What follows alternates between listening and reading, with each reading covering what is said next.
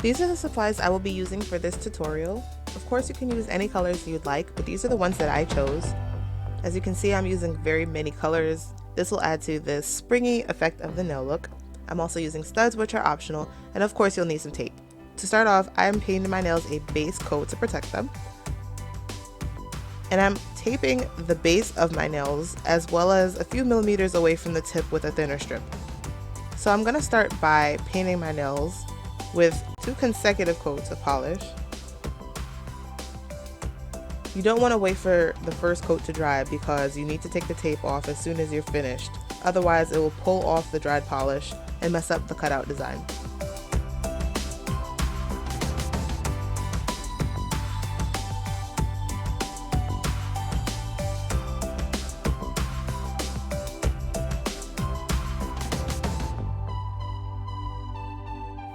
So this is what your nails will look like after you take the tape off and clean up your cuticles. Then I'm going to take a purple polish, and I'm just using the brush that came with the polish to make some asymmetrical blobs to mimic flowers and flower petals. Now these should not be perfect in any way. You shouldn't really be trying to make a flower shape, just something asymmetrical and similar to a flower. So that's what your nails will look like. Next, I'm taking a sort of pewter blue, and I'm going to do the exact same thing on top of the first color that we applied for the flowers.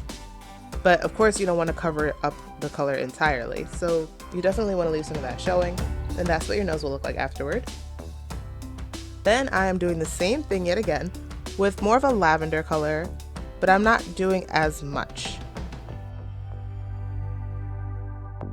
Now to add the leaves, I'm using a dark green polish, but I did take the brush from a striper polish because I wanted a little more precision, so I just switched that brush with this color. And I'm obviously just making some little leaves. Now they don't have to be perfect, just making a bunch of lines on the edges of the flowers where I'd like, and that will create this look.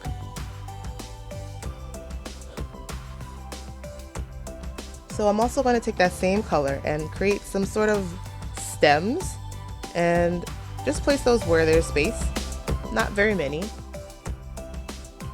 So that's what that looks like. And then I'm going to take an orange polish to make sort of a variation on some regular flowers on a stem, but I'm just using a little dotting motion to create some dots that will give a floral effect as well.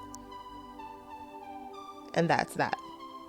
Next, I'm taking a white polish and making some blobs similarly the way I did with the purple polish.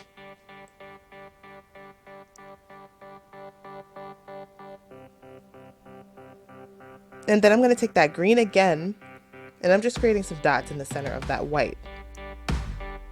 So that's that. That's what it looks like. At this point, I'm going to add some studs because I love studs. And this is optional.